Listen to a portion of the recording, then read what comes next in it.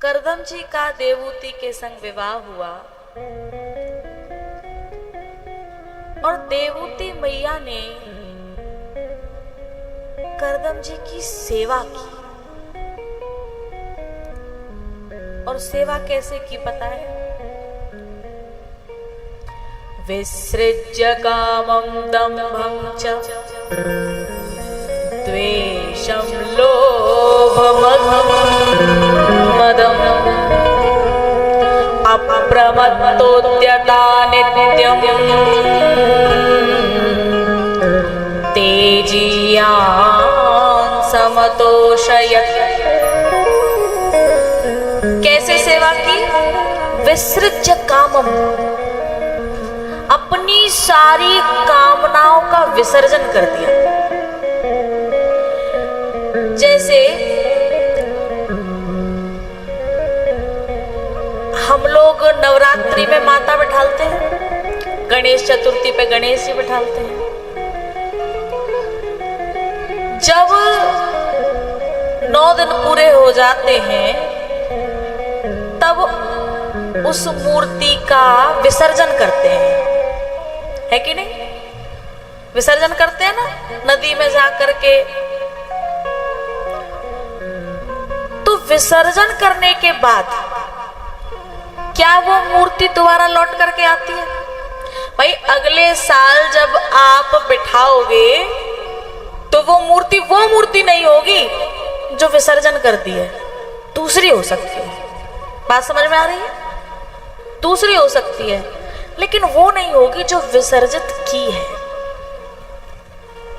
तो ऐसे ही देवूती मैया ने जब सेवा की अपने पति की, तो विसृज्य कामम, अपनी सारी इच्छाओं का विसर्जन कर दिया कि वो कभी दोबारा लौट के ना आए। ऐसे विसर्जन कर दिया। और भैया स्वयं भगवान राम ने शबरी मैया को उपदेश देते हुए कहा था, गुरुपद पंकज सेवा तीसरी भगत अमां। भगवान ने कहा है स्वयं गुरु की सेवा करो, मालिक की सेवा करो, लेकिन कैसी? अमान, मान रहित होकर के, अभिमान रहित होकर के, विकार रहित होकर के, विकारों को लेकर के, रोगों को लेकर के, ईर्षा द्वेष मान अभिमान को लेकर के सेवा की तो सेवा का कोई फल मिलने वाला नहीं है। सेवा का कोई फल मिलने वाला नहीं है। स्वयं भगवान ने कहा गुरुपद पंकज सेवा तीसरी भगत अमां। मान रहित होकर के सेवा की जाए। कैसी सेवा होनी चाहिए कि हमारा गुरु या पति या मालिक सोच रहा हो मन में, अभी कहा नहीं हो, कहने से पहले जो शिष्य जो नारी उस काम को कर जाए वो सच्ची सेवा मानी जाती है।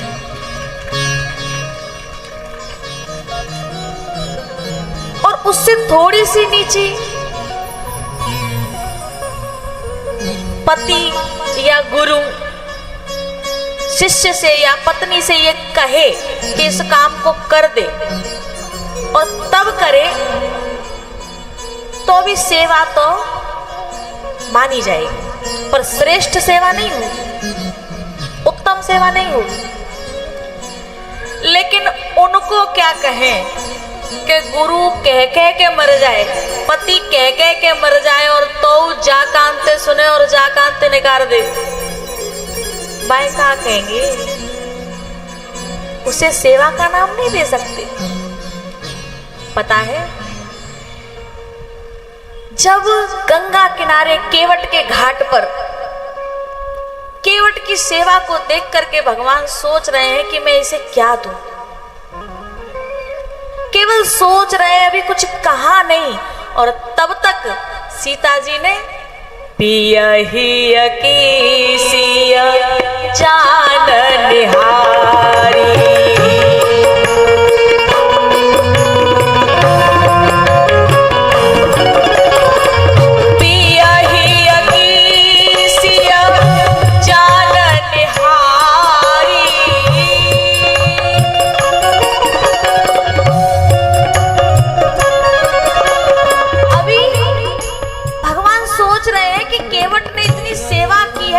क्या दूं, मेरा देने का मन कर रहा है, कहा नहीं अभी। लेकिन सीता जी के मन में आया कि शायद मेरे मालिक ये सोच रहे हैं कि इस सेवक को कुछ देना चाहिए। कहा नहीं है, कहने से पहले ही सीता जी ने अपने हाथों से, अपनी उंगलियों से अंगूठी निकाल करके भगवान को दे दी कि आप अपने सेवक को दे दीजिए। पियहिया की सिया जान निहारी, पियहिया की सिया जान निहारी, मणि मुदरी मन मुदित उतारी।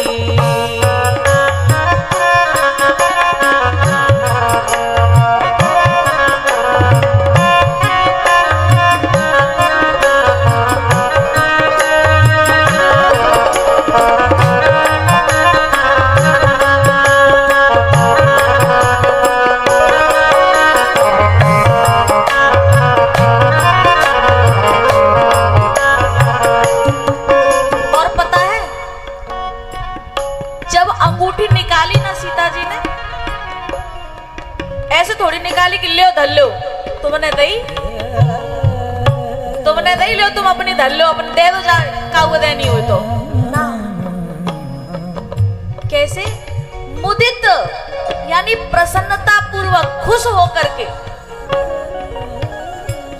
पियहिया की सिया जान निहारी, ओ पियहिया की सिया जान निहारी, मणि मुदरी मन मुदित उतारी।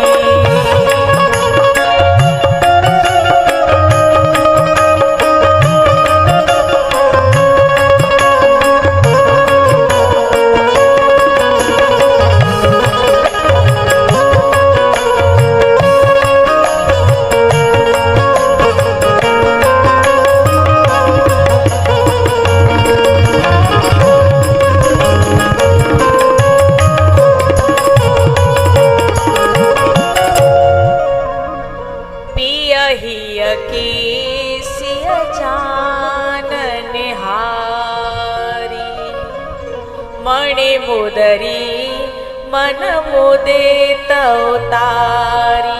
अपने हृदय से सोच करके प्रसन्नता पूर्वक उंगली में से अंगूठी निकाल करके दे दी। और जब गिलौंदपुर की होती तो क्या करती? अगर ये आदमी अगर कबो यूं कह दे कि भाई पैसे की जरूरत पड़ रही है तो पे धरे हो तो नहीं दे दे, तो क्या कहेंगे? हाउ तुमने हमें कबो दयो? आज तक तुमने कभी दिया है जो मेरे पास रखे होंगे? मेरे पास नहीं है। और ऐसी नारियों की पोल तो तब खुली जब नोटबंदी हुई।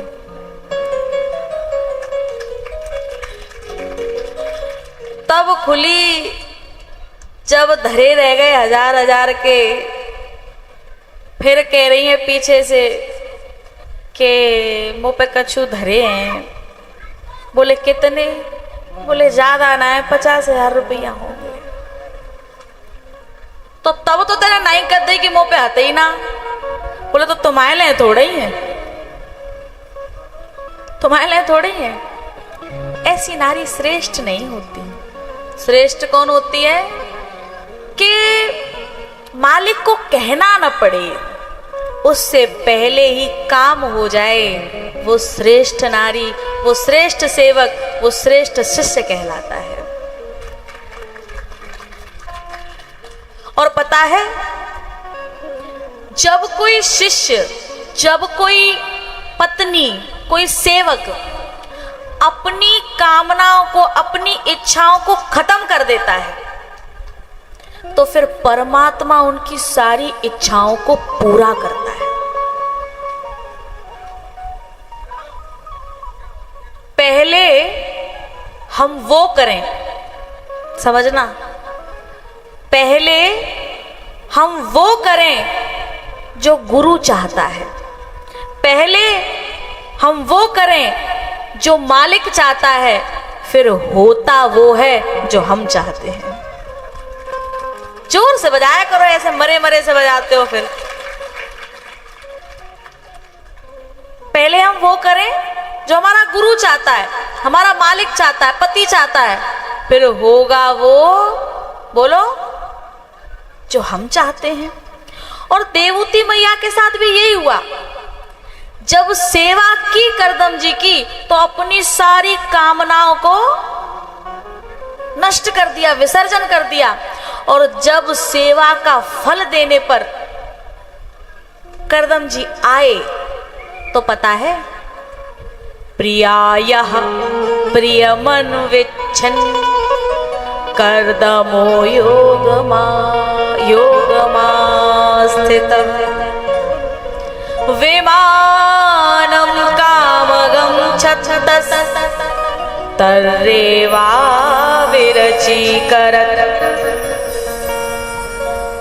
करदम जी ने एक ऐसा विमान बनाया जिसमें देवूती मैया बैठती और ये सोचती कि ये हो जाए, वो वही विमान दे देता था। वो ये सोचती थी कि अगर ऐसा विमान था कि अगर उसमें बैठ करके वो ये सोचे कि इसी विमान में पहाड़ आ जाए, पर्वत आ जाए, तो उसी में आ जाते थे। यानी अपनी इच्छा से चलने वाला विमान। पहले क्या किया था देवूती ने? विसृज्य कामम, अपनी कामनाओं को नष्ट कर दिया। तो आज क्या हुआ? विमानम कामगम छत्तस। पहले अपनी इच्छाओं को नष्ट कर दिया, तो आज अपनी इच्छा से चलने वाला विमान प्रदान किया है, जो अपनी इच्छा से चलता है। विमानम कामगम छत्तस तर्रेवाविरचीकरत्। और भैया, ये तय हुआ था, कल गुरुजी ने बताया था कि देवूती, इधर आवाज बहुत आ रही है भाई। कल ये बताया था गुरुजी ने कि देवूती मैया और करदम जी का जब विवाह हुआ, तो ये तय हुआ था कि जिस दिन एक पुत्र हो जाएगा, उसी दिन हम छोड़ करके चले जाएंगे। 9 कन्याएं हुई और 10वें नंबर पर कपिल भगवान का अवतार हुआ। अब जैसे ही पुत्र हुआ, तो करदम जी का जाने का समय आ गया। तब देवूती मैया ने प्रार्थना की, नेह यत् कर्म धर्माय न वैरागाय कल्पते न तीर्थ पद सेवायै जीवन नपि मृतो हि सह। बोले भगवान, मैं आपके साथ इतने वर्षों से रही, मेरा पूरा जीवन निकल गया, लेकिन मैं आपकी सेवा नहीं कर पाई। एक बात बताऊं, जो वास्तव में सेवा करते हैं, जो वास्तव में सेवा करते हैं, उन्हें कभी ये लगता ही नहीं है कि उन्होंने सेवा की है। जो वास्तव में सेवा करते हैं, उन्हें पता ही नहीं है कि हमने सेवा की है। लेकिन जो सेवा नहीं करते, केवल सेवा करने का दिखावा करते हैं, वो फिर सेवा को गाते फिरते हैं। अब देवूती मैया ने कितनी सेवा की है, लेकिन कह रही है कि मैं आपकी कोई सेवा नहीं कर पाई। और इतने बड़े महापुरुष के चरणों में रह करके भी ना तो मुझे भक्ति ही, ना तो मैं अपने अंदर भक्ति ही प्रकट कर पाई और ना मुझे वैराग्य ही हुआ। मैं मोह से ग्रसित रह गई। मेरी कैसे, मैं आपकी कोई सेवा नहीं कर पाई। बोले क्यों नहीं कर पाई? मेरी कैसी कुमते मन बस गई रे, बस गई रे, हो मेरी कैसी कुमते मन बस गई रे, हाँ बस गई रे, जिंदगानी भजन बिन लुट गई रे।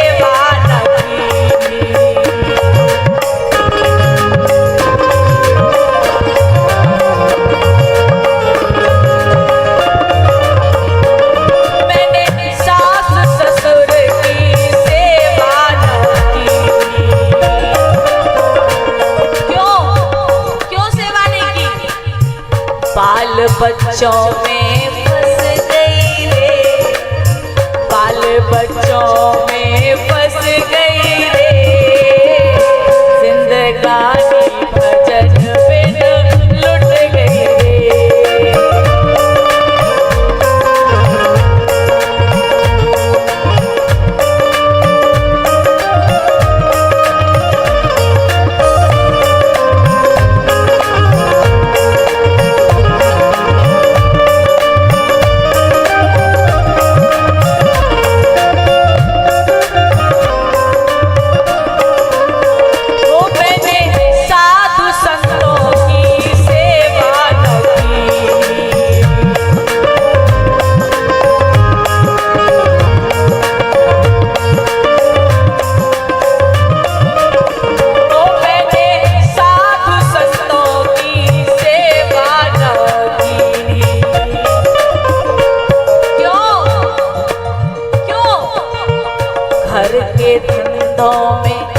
घर के धंधों में फंस गई रे, हाँ फंस गई रे, वो जिंदगानी भजन बिन लुट गई रे।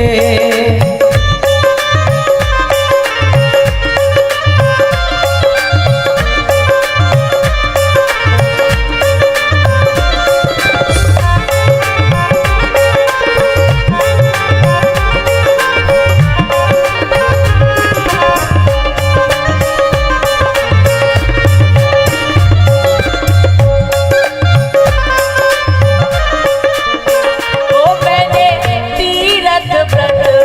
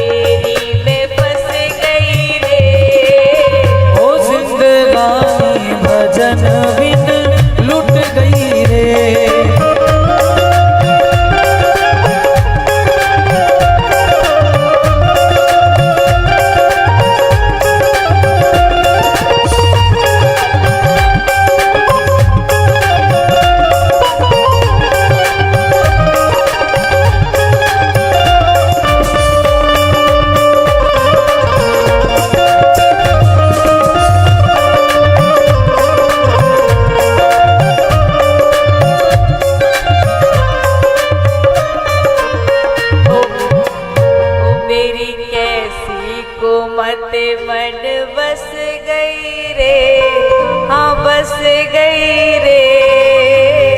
ओ जिंदगानी भजन बिन लुट गई रे, ओ जिंदगानी भजन बिन लुट गई रे। प्यारे, यदि महापुरुषों के सानिध्य में रह करके हम तेरी मेरी में अहम ममेति संसारम, संसार कोई बाहर थोड़ी है, संसार कोई बाहर थोड़ी है। तो अहम यानी मैं, मम यानी मेरा, मैं और मेरा यही संसार है। मैं तो तेरी बेरी में फंस गई रे। यदि महापुरुष के सानिध्य में तेरी मेरी में फंस गए तो सेवा होने वाली नहीं है। मैं तो तेरी मेरी में फंस गई रे, हाँ फंस गई रे। जिंदगानी भजन बिन लुट गई रे, जिंदगानी भजन